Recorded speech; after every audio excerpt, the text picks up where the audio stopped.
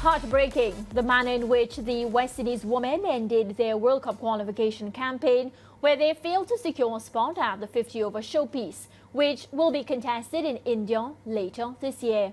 At the halfway stage of their final game against Thailand at the Gaddafi Stadium at the weekend, the requirement was clear: surpass second-place Bangladesh's net run rate by chasing 167 inside 10.1 overs, or get to 171 inside 11 overs by leveling the scores, then hit a winning six.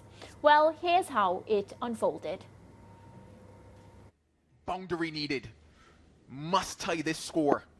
Here and now. Oh my, it's a six. Oh my. What does this mean for the calculations?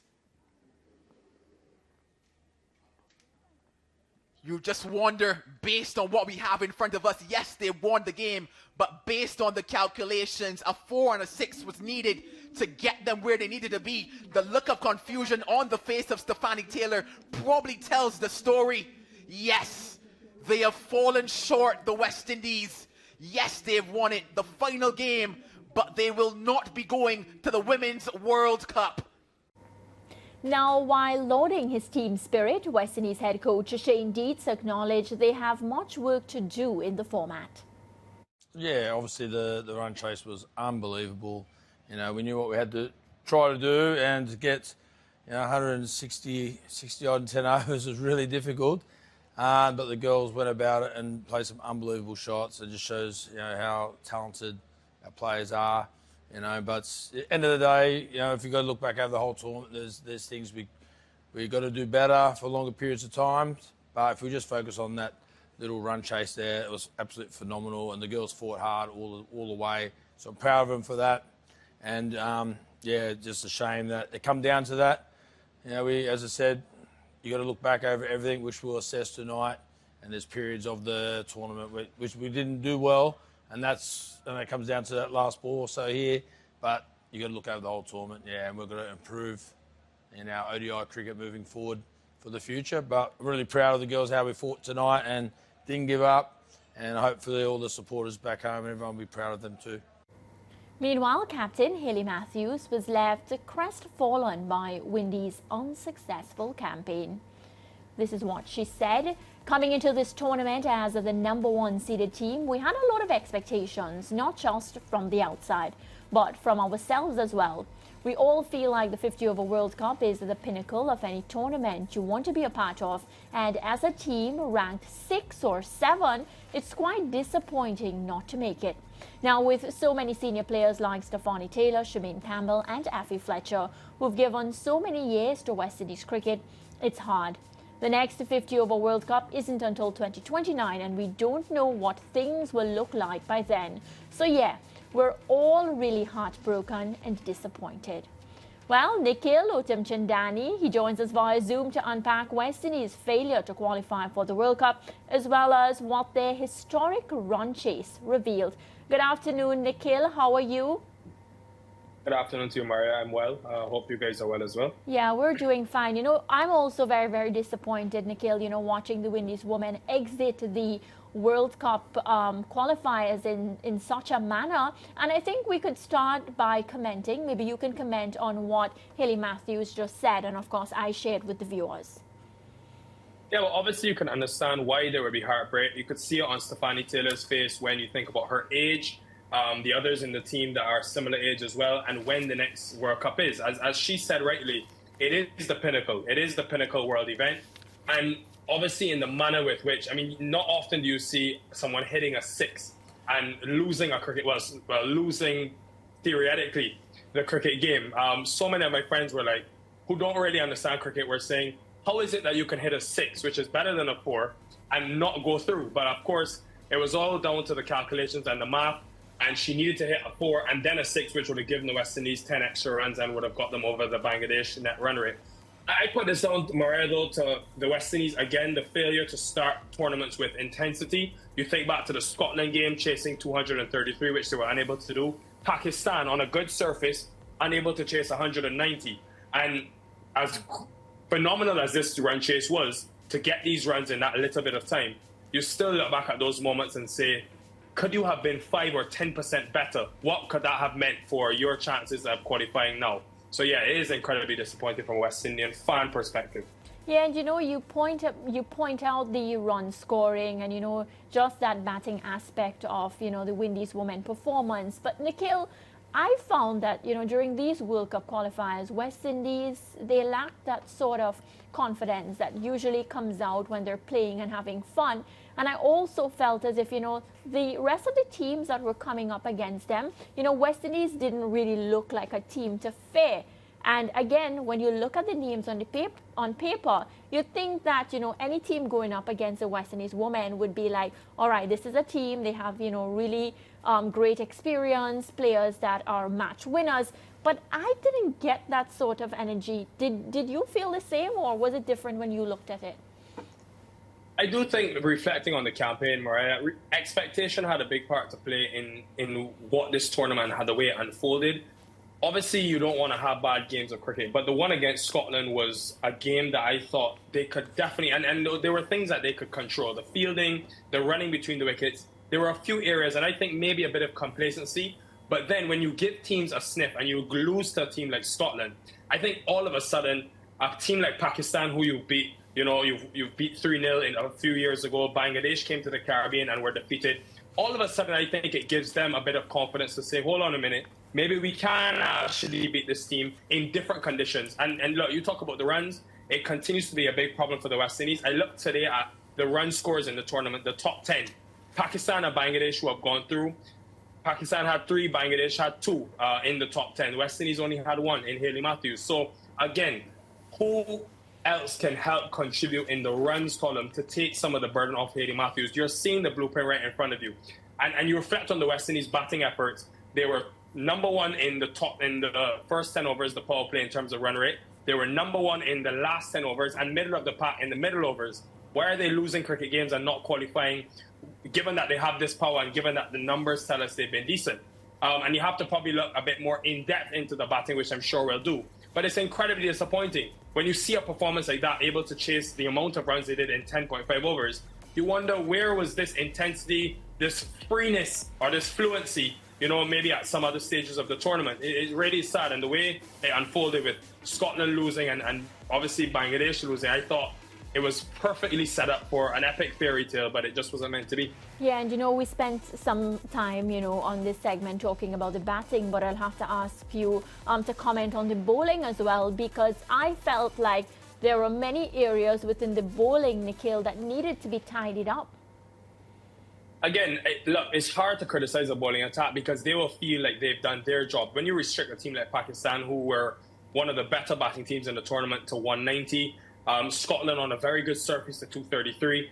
I think maybe there can just be a few different decisions being made in that bowling. I think the personnel, they've probably got now a solid core who are entering the prime of their career, with Aline coming into her run at the back end. I still want Chanel Henry to continue improving across the phases. But the major problem for me with the ball was that they only took 3 wickets in the power play in 5 matches. That's 50 overs with the new ball. You've only taken 3 wickets. So for Shane Dietz and his team, how can they go back now and say, how do we become a bit more aggressive in the power play? Is it a Karishma Ramarat, who has probably been the West Indies' best bowler in the last 2 years? She only bowled 4 overs in the power play. Zeta James, for me, was a find in this tournament with both bat and ball, but she bowled 8.5 overs at, I think, 3 runs and over. So who else can we develop into this new ball role to help take more wickets and set teams back? Because when you get teams out early, you sort of expose a middle order to facing a new ball. And a lot of these teams in this tournament especially didn't have the experience in the middle to lower order. So that for me was a big miss for the West Indies. Yeah, I just heard you, Nikil, there questioning Ramarak's use in the power plays. Would that be a criticism for you on Hayley Matthews' captaincy or strategy? No, it wouldn't, Lance, because I think I'm looking at the team and the personnel she had, right? Chanel Henry has to start a bowl, the new ball. The players that she had in her bowling lineup, Sharianne Fraser is another one. I understand why she went to them early, because she needed to get the most out of them. Ramarat is solid across the three phases, so it was sort of positioning players in the places where they would get the most out of, and then allowing Ramarat to bowl the other overs. However, there were a few times where, when the West Indies didn't have many runs on the board, I would have thought, or even sometimes when the opposition, I think, were 3 down, and you thought this was a good time now to really hammer down the advantage and take a few more wickets. Maybe she could have gone to her for 1 or 2 more overs, but it's hard to criticize her given the raw materials she had at her disposal and the players in terms of where they're stronger in which phase. Nikhil, can you take us through, your thoughts on the last part of that run chase and the requirement to hit a 4 and then a 6, and the apparent misunderstanding? I say apparent because I'm not exactly sure what communication got to Stefani, but what is your take on what happened there, and could that have been avoided? I think she figured with them shouting 4 from the dugout, and as we said earlier, they needed to hit a 4 so that they wouldn't necessarily win the game. Yet. And then they would have another chance, and they would have another chance to hit a 6, which would give them even more runs, because in cricket, if you need 1 off the last ball and you hit a 4, you do get those added runs onto your overall tally. But I think when they were shouting at Stefani Taylor to hit a 4, she thought boundary. And the fact that she connected so well, she would have thought game is won and we've qualified. And you can even hear on social media, they put out a video from the dugout, and a few of the players were actually jumping, thinking they've won and qualified. And Haley had to say no. So again, it's hard because you can't really run a drink out in the middle of the over to send a message. So she was having to sort of hear and try to understand and interpret what was being said. I wonder if maybe some gamesmanship could have happened where she says, I need to get some treatment or tie a shoelace. I don't know. The point is, it's hard to try to understand, and this is one of the probably intricacies about cricket, where it's so peculiar that you would need this to qualify, to a world event with so much on the line. But yeah, there was definitely a misunderstanding, and you could tell by the confusion on her face after she hit the 6.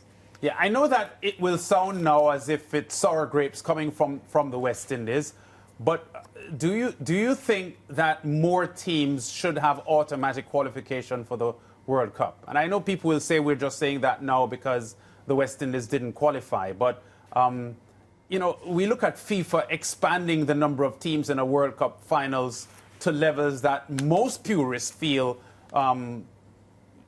shouldn't be. So why in cricket are we restricting it? It comes back to the discussion we had a few months ago, Nikhil, about the possibility of 2-tier cricket and narrowing the numbers. Why would the ICC want to be narrowing the numbers to play a World Cup finals? The only reason I can think of, Lance, is as we've had a lot of talk about the 50-over format and the fact that it's dying and it doesn't have the same interest as it once did. I wonder if in the women's game they're trying to maintain a certain quality and have viewership to a certain extent in the game, whereas people want to see close games, they want to see the best battling the best. Look, I don't think it's something that the ICC have closed their minds to. I think at some stage, you look at the men's T20 World Cup, where we had that huge expansion, and you could see the likes of Nepal, causing a few issues in St. Vincent. You could see what that's done for Afghanistan. So I do think at some stage, it can get there, but to maintain the quality, I don't mind having it this way. What I would want to see, though, is more bilateral cricket. I think Scotland have shown you in the span of 6 months that they're here to compete. They did very well at the T20 World Cup to qualify and do well there. And now they beat a team like the West Indies, who and basically was the reason why the West Indies haven't qualified. So if we can get the Scotlands, the Irelands, even Bangladesh and the West Indies into more bilateral cricket, Scotland going to India maybe, what could that do for their players? I think slowly you'll start to see the quality throughout the game and the format increase. And then you would have, probably a bit more of a competitive landscape. I can understand for the ICC, the 50-over format for teams like Scotland, etc., will be a very new thing. And even for the West Indies to some extent, because we don't play any red ball cricket in the women's game. So there's no grounding and there's no tempo in terms of having to bat longer periods of time. So look, the countries themselves have to take responsibility at the regional level and systemically. But I do hope one day we'll get to a state where you can have a 12-team, 50-over World Cup, or even start at the T20 World Cup phase, given that we've seen the quality of these associate nations increasing. Yeah, I just thought it was a pertinent question there, Nikil, because the FIFA World Cup finals has increased from 32 teams to 48, and we are hearing that they are considering moving it from 48 to 64, which is an expansion and getting more teams an opportunity to play a World Cup. And I just wonder why in cricket the numbers are so narrow. Having said that, hugely disappointing for everyone here, and we know how sport goes, Nikil, when teams underperform, a coach's job is in jeopardy. Do you think that Coach Shane Dietz should worry about his tenure as the coach, given what has happened in Lahore? I know that in the modern day sports world, because I'm an avid basketball fan, football fan, there's no more Arsene Wenger's, there's no more long tenureships for coaches anymore. But I do think with what Shane Dietz achieved at the T20 World Cup, and even in this tournament, the proactivity I saw from him, Lance, even someone like Hayley Matthews in the penultimate game batting at number 5, he's made a few bold decisions, not all of them have paid off. But the fact that he's been willing to experiment, and people will say, was this the stage to experiment? I can understand. Your backs are against the wall. Your team is not performing to the capacity that it needs to be. I don't mind trying things. I think I've seen enough from him in his coaching style. One, and it's hard to tell from social media, but the feedback I get is that the players have really bought into his philosophy, and he has made a positive impact on the group. Two, I appreciate the way he's brought in younger players. I keep saying it. 6 of the 15 players in this tournament were 25 years or younger. I think if we trust him and can give him, a 24-month period from when he's begun to the end, I'm sure we'll see some results. And that T20 World Cup for me was a huge achievement for him and his coaching staff. Let's give him some time and see if he can develop the younger players. That's who my focus is now, with the West Indies missing out this next World Cup. It's a similar thing happened in the men's format when they missed the 2023 ODI World Cup. There was sort of a shake-up after that, and we are starting to see, a few flames and a few exciting signs beating England at the end of last year. So let's give him some time, but I do appreciate the proactive nature he's brought to West Indies women's cricket. Yeah, and Nikil, he did post-tournament, and even throughout the tournament, complain that there's a deficiency in how the team plays 50-over cricket, and he wants to address that. And he spoke pointedly to the need to improve the 50-over game among the women. And as you just referenced, the men have also gone through a period where their ODI game was very unimpressive.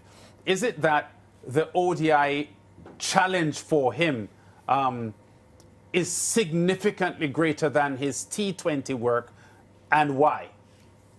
Yes, because, as I said earlier, the West Indies don't have any grounding of playing longer format cricket in terms of the women's game. You look regionally, the longest format is 50 over, and even that, hardly any games and any teams are able to bat the full 300 deliveries. So what I want to see, and look, it's hard with individual nations throughout this region to control what happens domestically, but if the West Indies can identify maybe 25 to 30 players who they think can help them in that 2029 World Cup, especially the batters, I want to see if they can put on, and I know the academy is now up and running. That is quite important and pertinent for that 2029 World Cup when you think about those players being 25 years old and hopefully entering their primes. How can you develop them, in a system where we get more acclimatized to batting longer periods of time and also being smarter while batting longer periods of time? I'm looking at the 2 losses, Lance. 65% dot ball percentage, 336 dots in the 2 games that they lost in this tournament.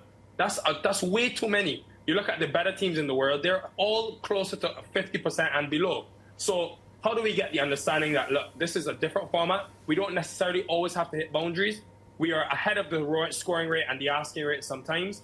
Let's assess the situation a bit more. Again, it's hard to blame the West Indies and these players who probably would have come up watching a heavy diet of T20 cricket, playing a lot of T20 cricket, and now are thrown into this longer format. So how can we develop the right tempo for these young batters going forward to just get more comfortable with batting longer periods of time and more deliveries?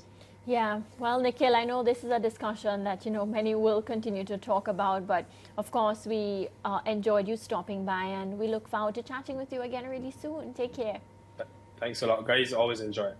Thank you, Nikil Otm Chandani there, of course, our cricket commentator, giving us the analysis pertaining to the West Indies women's exit from the World Cup qualifiers. All right, we're up on a break and we'll be right back.